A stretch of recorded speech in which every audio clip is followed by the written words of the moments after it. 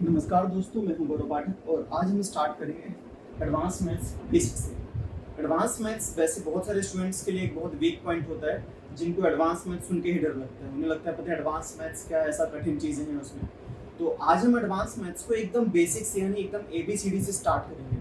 तो जिन लोगों का एडवांस मैथ्स वीक है, ये जो वीडियो का मैं सीरीज़ बनाने जा रहा हूँ, ये वीडियो स्पेशली उन्हीं लोगों के लिए है। तो आज हम देखेंगे कि एडवांस मैथ्स का पहला टॉपिक, जिसका नाम है मेंसुरेशन। मेंसुरेशन यानी क्षेत्रमिति। किसी भी टॉपिक को या विषय को पढ़ने के लिए सबसे ज्यादा जरूरी होता है उसकी विषय को समझना, उसके विषय को समझना और साथ ही उसकी जो शब्दावली होती है उसको समझना। यदि अगर आपको उसके सारे शब्द समझ में आते हैं, आपको उसकी पूरी वॉकेब समझ में आती है, तो हो सकता है कि वो जो सब्जेक्ट है या वो जो टॉपिक है उसमें आपको ज्यादा दिक्कत ना आए। तो दोस्तों आज हम स्टार्ट करेंगे मेंसुरेशन। मेंसुरेशन का मतलब क्या होता है?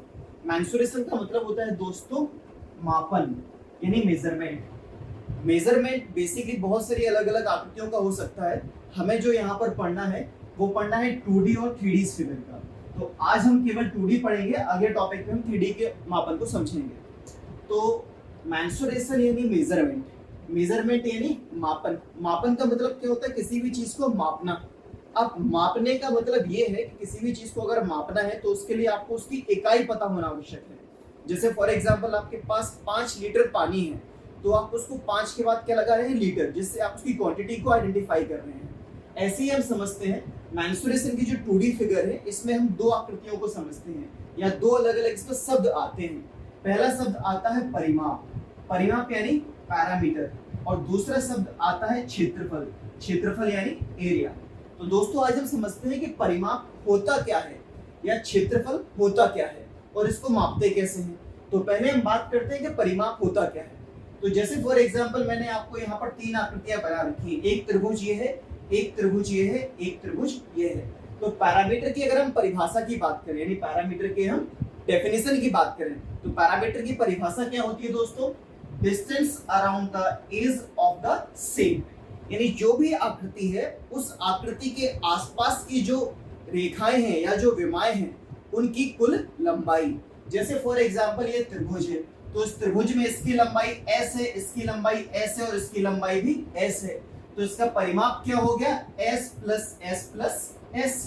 ऐसे ही अगर हम बात करते हैं इस त्रिभुज की, तो इस त्रिभुज की तीनों भुजाएं अलग अलग हैं, ये a, ये b और ये c।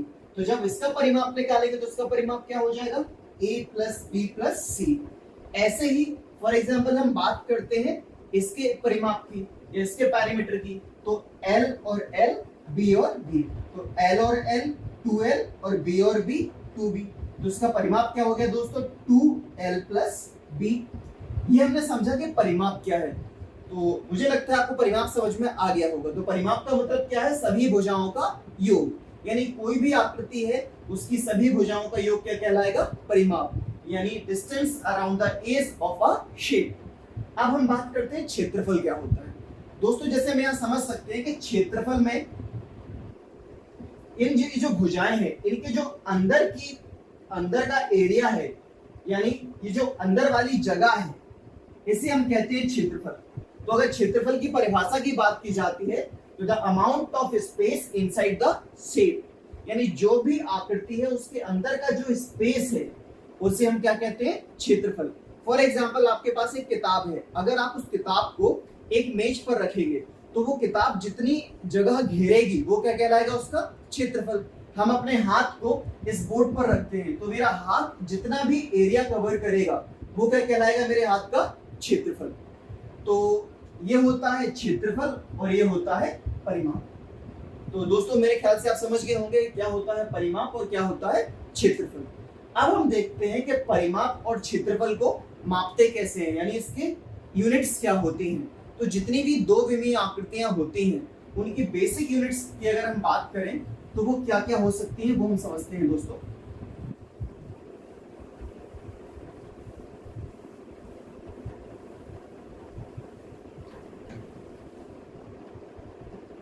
वैसे तो इकाइयां बहुत होती हैं, लेकिन जो ज्यादा यूज होती हैं हम उनके बारे में आज पढ़ते हैं।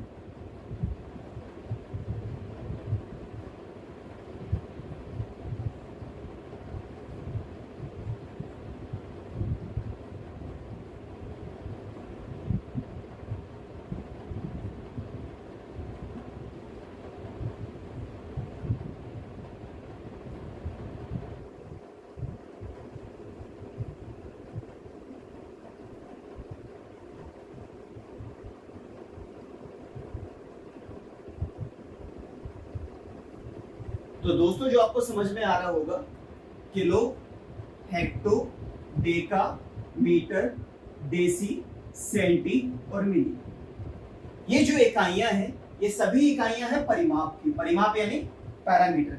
तो पैरामीटर की ये सारी इकाइयां हम कैलकुलेट करते हैं किसमें?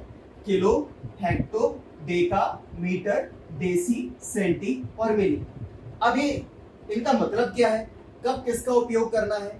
जैसे फॉर एग्जांपल हमारे लिए, हमारे पास अगर 1 लीटर पानी है तो हम उसको 1 लीटर भी कह सकते हैं और 1000 मिलीलीटर भी कह सकते हैं। सेम अगर हम इसको समझते हैं तो 1 किलोमीटर को अगर हम हेक्टो में देखते हैं तो 10 का मल्टीप्लाई यहाँ पर होता है, यानी 1 किलोमीटर में 10 हेक्टोमीटर होते हैं, 1 हेक्टोमीटर में 10 डेकामीटर होते हैं, 1 डेकामीटर में 10 मीटर होते हैं, 1 मीटर में 10 डेसीमीटर होते हैं, 1 डेसी में 10 सेंटी और 1 सेंटी में 10 मिली। कहने का मतलब यह है कि 10-10 के मल्टीपल्स में ये वैल्यू आगे बढ़ती है। तो अगर आपसे कहा जाए 1 किलोमीटर में कितने हेक्टोमीटर होंगे तो 10, और 1 किलोमीटर में कितने डेकामीटर होंगे तो 10 इंटू 10 100। 1 हेक्टोमीटर में कितने डेसीमीटर होंगे 10 इंटू 10 इंटू 10 यानी 1000। यानी आप जितने चैनल्स क्रॉस करेंगे उतनी बार आपको 10 का मल्टीप्लाई करना है। अब अगर हम यहां से आगे की तरफ जाते हैं तो हमें क्या करना है? मल्टीप्लाई। और फॉर एग्जांपल हम पीछे की तरफ आ रहे हैं, यानी कोई पूछता है कि 1 डेसीमीटर में कितने मीटर होंगे तो 1/10, 1 मीटर में कितने हेक्टोमीटर होंगे तो 1/100, 1 मीटर में कितने किलोमीटर होंगे तो 10 इंटू 10 इंटू 10 कितना हो गया 1000, यानी 1/1000। तो कहने का मतलब है जब हम आगे की तरफ जाएंगे तो मल्टीप्लाई करना है, और जब रिवर्स आएंगे यानी पीछे की तरफ आएंगे तब आपने डिवाइड करना है। तो सिंपल सा फंडामेंटल है दोस्तों। एक एग्जांपल के साथ हम इसको समझते हैं। जैसे अगर फॉर एग्जांपल कहीं पर लिखा है कि 5 किलोमीटर, इसको आपको कन्वर्ट करना है फॉर एग्जांपल मीटर्स में, कि 5 किलोमीटर को मीटर में कन्वर्ट करो। तो अगर हम 5 किलोमीटर को मीटर में कन्वर्ट करते हैं तो हम देखेंगे किलोमीटर से मीटर तक पहुंचने में हमने कितने चैनल क्रॉस किए, आगे की तरफ जा रहे हैं 10 इंटू 10 इंटू 10 यानी 1000। तो दोस्तों हम इसे मल्टीप्लाई कर देंगे 1000 का, तो जो हमारा आंसर आएगा वो कितना आ जाएगा 5000 मीटर्स। यानी जब भी हम आगे से पीछे मतलब आगे की तरफ बढ़ेंगे तो हमें क्या करना है? मल्टीप्लाई। अब फॉर एग्जांपल पीछे की तरफ जाते हैं। अब अगर एक प्रश्न है सिंपल सा, 5 डेकामीटर, इसको आपको लिखना है किलोमीटर में। 5 डेकामीटर को अगर हम किलोमीटर में परिवर्तित करेंगे तो ये कैसे होगा? तो अगर 5 डेकामीटर को आपको किलोमीटर में कन्वर्ट करना है तो आपको इसको कैसे समझना है कि डेकामीटर से किलोमीटर तक, यानी आप पीछे की तरफ आ रहे हैं तो 10 इंटू 10 100। तो अगर हम पीछे की तरफ आ रहे हैं तो हमें क्या देखा है दोस्तों, हमें क्या करना है? डिवाइड, यानी हम इसको 100 से डिवाइड कर देंगे। तो अगर 5 को हम 1/100 से डिवाइड करेंगे तो ये हो जाएगा 5/100, या हम इसको ये भी लिख सकते हैं 0.05 किलोमीटर। तो आप समझ गए होंगे, जब भी हम आगे की तरफ जाते हैं तब हमें मल्टीप्लाई करना है, जब हम पीछे की तरफ जाते हैं तो हमें डिवाइड करना है। तो ये तो बात की हमने पैरामीटर्स को कन्वर्ट कैसे करते हैं, पैरामीटर को मापते कैसे हैं। तो हमने मेजरमेंट में 2 चीजें देखी हैं। पहला तो हमने देखा है पैरामीटर, अब हम बात करते हैं एरिया की। सेम यही यूनिट्स रहेंगी, बस कन्वर्ट करने का तरीका अलग हो जाएगा।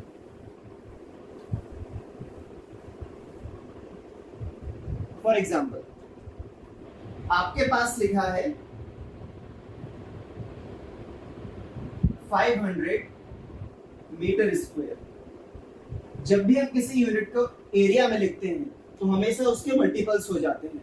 यानी जब हम इसको पैरामीटर में देख रहे थे तो ये क्या था? Kilometre, hectometre, decametre, metre, whatever.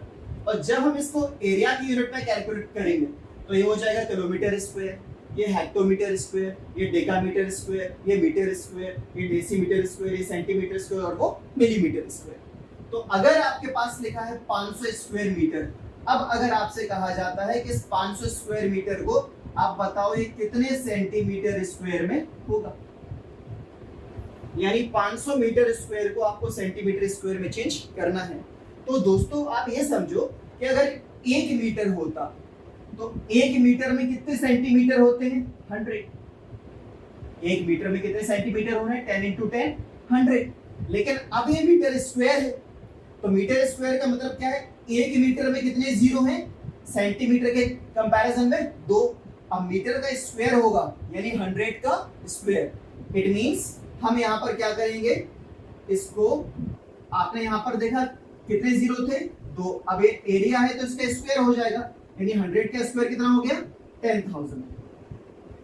It means it will be 500000 centimetre square. ठीक, आई होप आप समझ गए होंगे। अब हम बात करते हैं रिवर्स कैलकुलेशन की। फॉर एग्जांपल आपके पास लिखा है कि आपके पास 40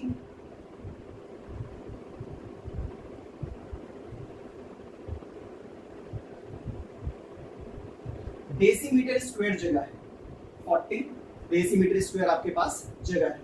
वो आपसे कहता है कि आप इसको कन्वर्ट कीजिए हेक्टोमीटर, हेक्टो स्क्वायर मीटर। तो अगर आपको हेक्टो में चेंज करना है, देख इसमें दे रखा है डेसी में, तो डेसी से हेक्टो तक पहुंचने में आप रिवर्स कैलकुलेशन में आ रहे हैं। तो रिवर्स कैलकुलेशन में आप देखेंगे कि डेसी से हेक्टो तक पहुंचने में आपने कितने चरण क्रॉस करने हैं? 1 2 3, यानी कितने जीरो होंगे? 1 2 3, यानी 1000। अब अगर सिंपल पैरामीटर होता यानी स्क्वायर नहीं होता, अगर पैरामीटर होता तो केवल 1000 का डिवाइड कर देते, लेकिन ये क्या है? स्क्वायर यूनिट, यानी हम एरिया की बात कर रहे हैं। तो अगर ये स्क्वायर यूनिट है तो 1000 का क्या हो जाएगा? स्क्वायर। यानी नीचे अगर हम 3 जीरो पहले करते तो अभी हमें क्या करना है? 6 जीरो, यानी 1 2 3 4 5 6, क्योंकि 1000 का क्या हो गया? स्क्वायर। तो 1/1 या 10 टू द पावर 6 का हम यहाँ पर डिवाइड कर देंगे, तो इट विल बी 40/, 0 से 0 कैंसिल। यहाँ पर कितने जीरो दिख रहे हैं आपको? 5। तो 4 को आप इससे डिवाइड करेंगे, it will be 0.00004 hecto square.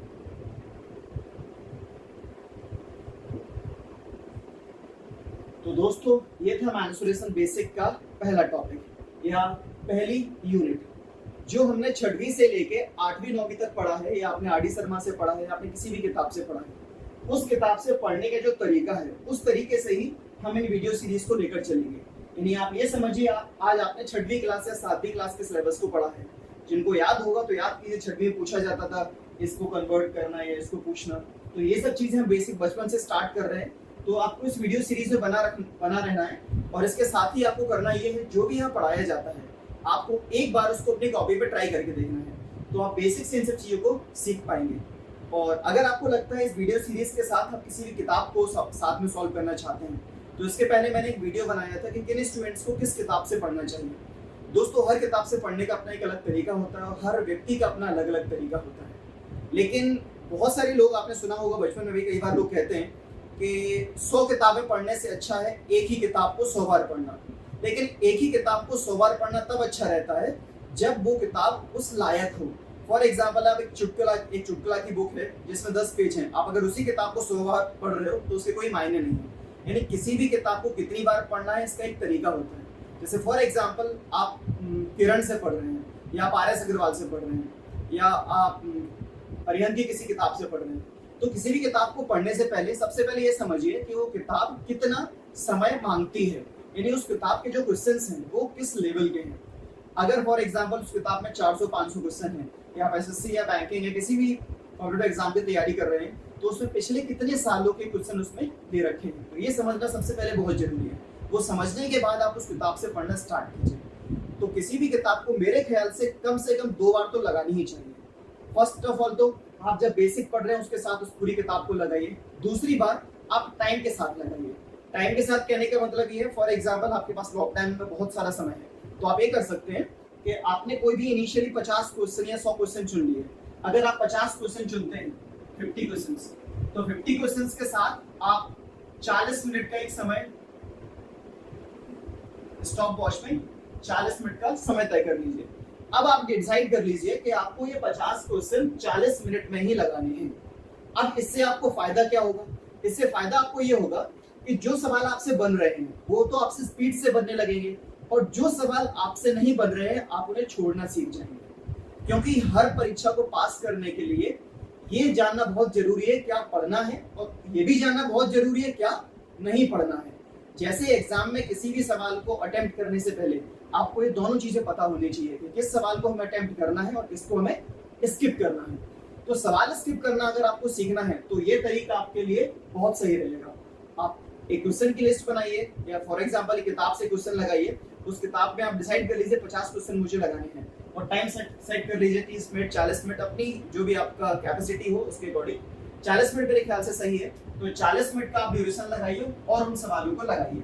लगाने के बाद आप देखिए कि आप खुद ब खुद सीख जाएंगे कि 50 में से कौन कौन से क्वेश्चन आपने छोड़े हैं। फॉर एग्जांपल शुरुआत में ज्यादा क्वेश्चन छूटे तो आप उसको और ज्यादा, ऐसा नहीं कि ज्यादा क्वेश्चन छोड़ने लगे तो आप नहीं ये तरीका मेरे लिए नहीं है मैं तो उसको छोड़ देता हूँ, तो भी नहीं, आपको उसको कंटिन्यू रखना है। आप अगले 50 लगाइए, अगले 50 लगाइए, जब तक आपसे 40 मिनट में से 40 मिनट में 50 में से कम 40 क्वेश्चन ना बनने लगे सही, तब तक आप इस तरीके को कंटिन्यू कीजिए। ट्रस्ट मी, आपके नंबर्स बढ़ेंगे और आप स्किपिंग भी सीखेंगे। स्किपिंग सीखना दोस्तों बहुत जरूरी है, क्योंकि अभी जो दौर चल रहा है बहुत सारे क्वेश्चन ऐसे आते हैं। मैंसुरेशन तो चैप्टर ही है सर, मैंसुरेशन में आप कितना भी लॉजिक पढ़ लो, कितना भी ट्रिक पढ़ लो, कुछ क्वेश्चन लेंदी जाते हैं। तो आपको क्वेश्चन को देख के समझना होगा कि क्या इस क्वेश्चन को हम अगर हम 1 मिनट या 2 मिनट या 5 मिनट उसमें इन्वेस्ट करते हैं तो क्या वो इतनी वर्थ रखता है या उसकी इतनी वैल्यू है। तो ये समझना बहुत जरूरी है दोस्तों। इसी के साथ इस वीडियो को हम समाप्त करते हैं। अगले वीडियो में हम इसी टॉपिक को कंटिन्यू आगे बढ़ाएंगे। नमस्कार दोस्तों।